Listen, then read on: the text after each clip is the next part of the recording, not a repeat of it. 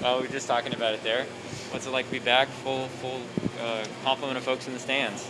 Yeah, I think that was awesome to have our fans out there and cheering and loud, and it kind of brought back the feelings. You remember what it was like to play in front of a packed house. So that was great, all things considering, and now we just got to bounce back for tomorrow in front of them.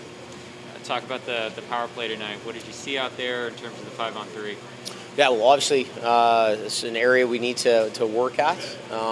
It changed the complexion of the game, and just watching quickly right now with Travis, we were watching the very first one, and we miss on a backdoor where one of two sticks hits that and it goes in.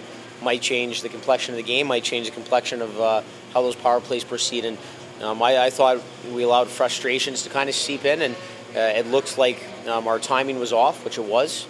And from there, we weren't really able to regain it. And there was some looks, but nothing sustained. And we know what we want to get on the 5v3, and we didn't do it. So it's on us as coaches to right the ship, show them what's available, clean that up, and it's something that we'll improve upon moving forward.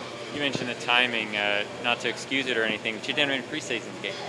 How much of that factors into that? It does. I mean, we won't use it as an excuse, and we're not going to let ourselves off the hook. But I said in the second intermission, I said, let's consider that first 40 preseason game 1, preseason game 2, but we got to go. And no one's feeling sorry for us that we didn't get preseason, so we got to find a way to get up and get skating, start playing the game north, start being more direct with our play, and I thought we did.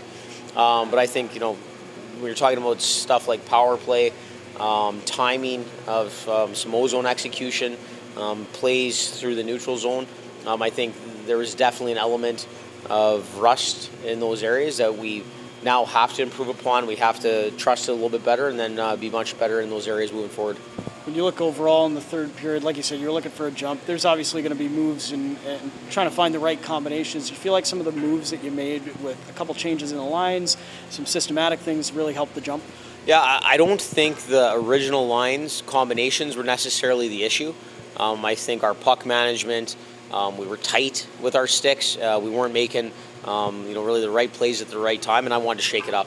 We said it without the preseason like that. It was our first look at lines, and I wasn't going to hesitate to shake it up to maybe even generate a spark, if nothing else. And I thought it kind of woke us up a little bit, and I thought the new line started to roll, and we started to sustain some momentum for multiple shifts, where in the first 40, if we had a good shift, usually we didn't follow it up with a consecutive one. So momentum shifted.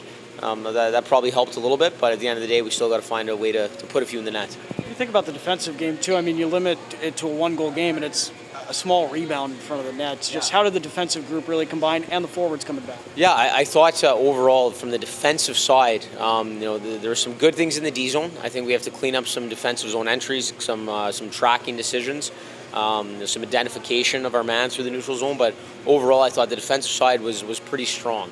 Again, you can always look for things, and we will, and we'll get better. But I don't think it kept us in the fight. I think Ottinger obviously played a strong game as well, and he made some timely saves to keep that a one-goal game.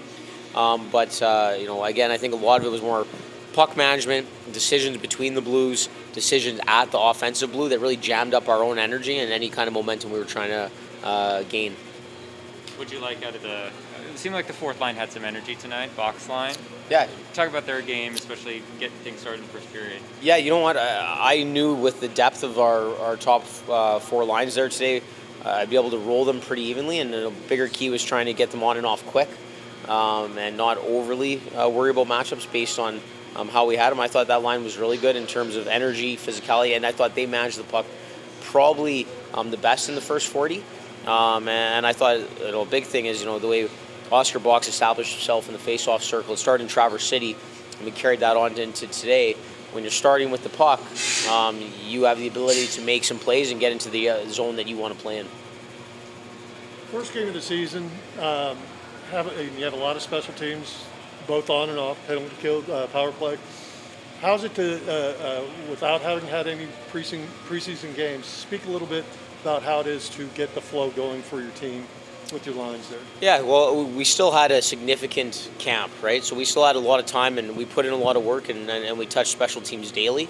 So that's why we're a little disappointed as a group with the way it ended up on the power play. But it's important that we don't get too down or too frustrated because we have a lot of talent on our team.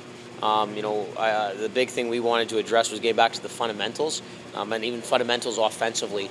And when you're looking for the pre-play, or this guy's going to do this guy's going to do that, or you're thinking you have to overhandle it and you have to make an extra play. Once we got back to the fundamentals, especially in the third, next thing you know, pucks are getting to the net, and the second and third opportunities start to come. And I think that's something we have to improve upon, both 5-on-5 and special teams. And we'll look at it. It's game one of the year.